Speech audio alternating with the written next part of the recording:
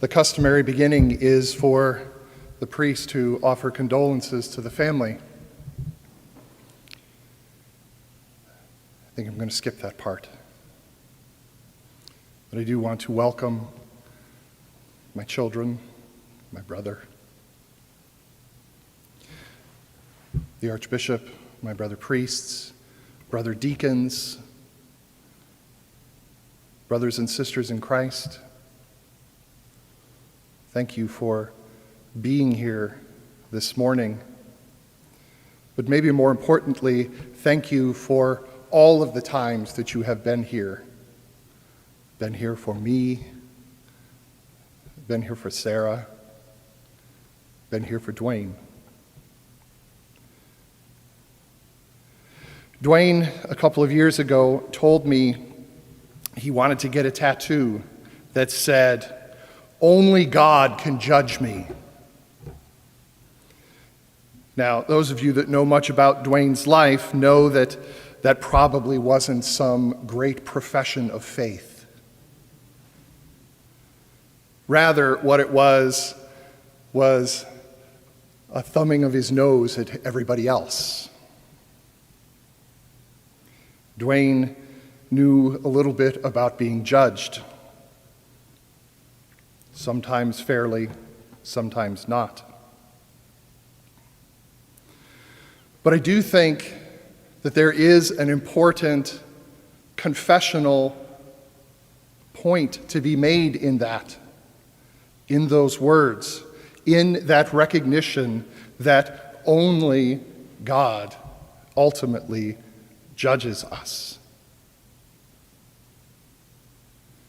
It took me a long time to realize that my role as his father was not to judge him. Not ultimately, anyway.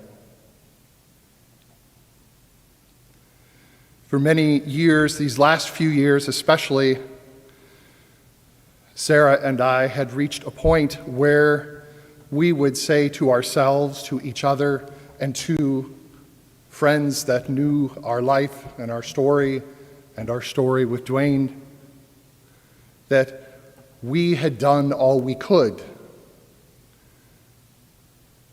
that he was making his own choices now. We had done the best we could to give him the foundation needed, and that we had done everything we could. The thing that I've come to figure out as I've come to the recognition that only God can judge him, that it's not my place either to judge him, is that Duane did all he could.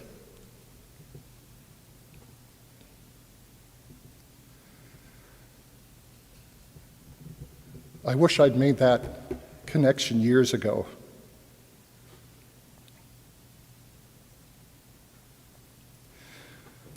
When Sarah and I met Duane, he was 2 months shy of 8 years old.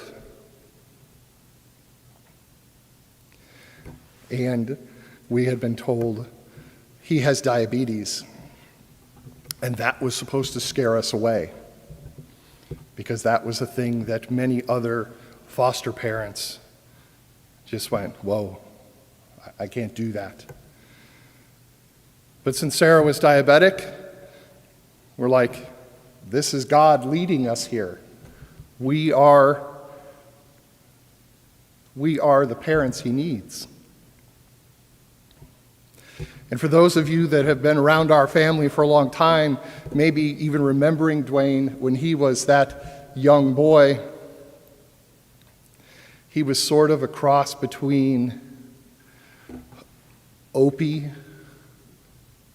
and Howdy Doody. He had bright orange hair and bright eyes and huge freckles and an impish smile.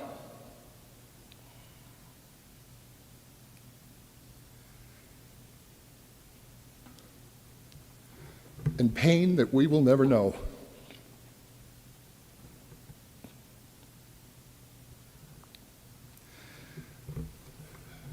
Sarah and I thought,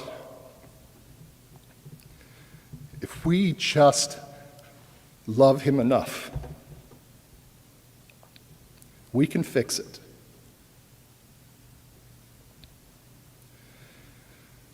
But it wasn't ours to fix.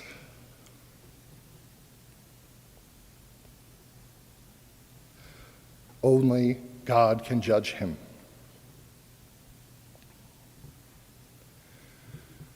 Pope Francis may go down in history as the Pope of mercy. And if a pope is to be known for anything, I can think of nothing better.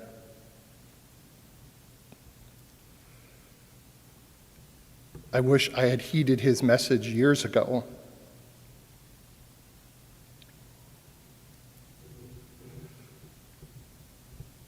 The mercy comes in, we hear even in our gospel, of Christ crucified with a criminal on his left and a criminal on his right.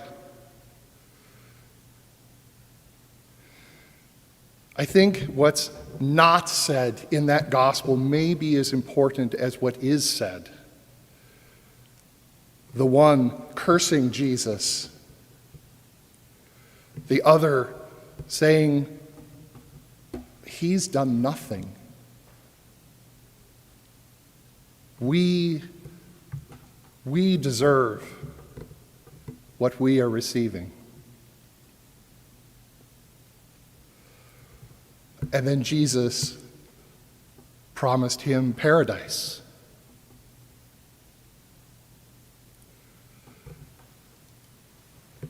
What Jesus didn't do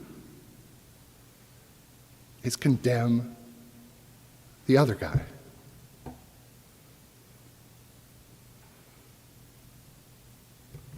I never even realized that until today.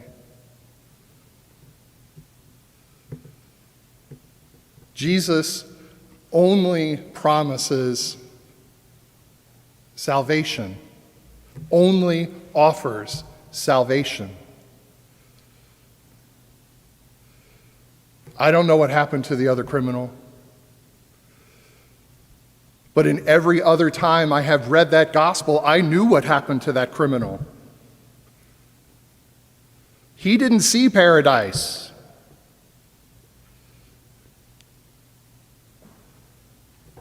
But Jesus never said that. I did. Only God can judge.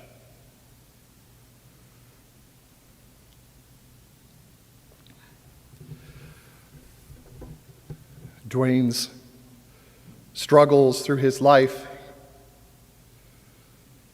were probably the biggest challenge in my life.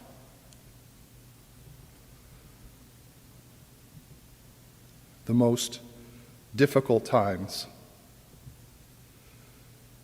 And in some instances, the most joyful.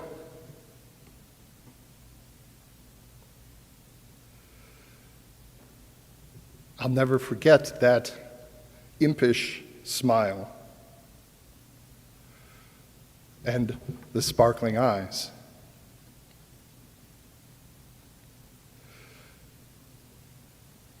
I always told him that of all my red-headed children, he was my favorite. And that was true.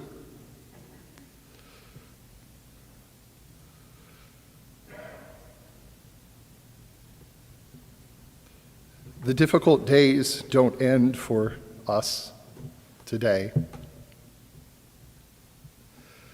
but the difficult days for Duane have ended. Because I'm his father, and I love him. Thanks be to God.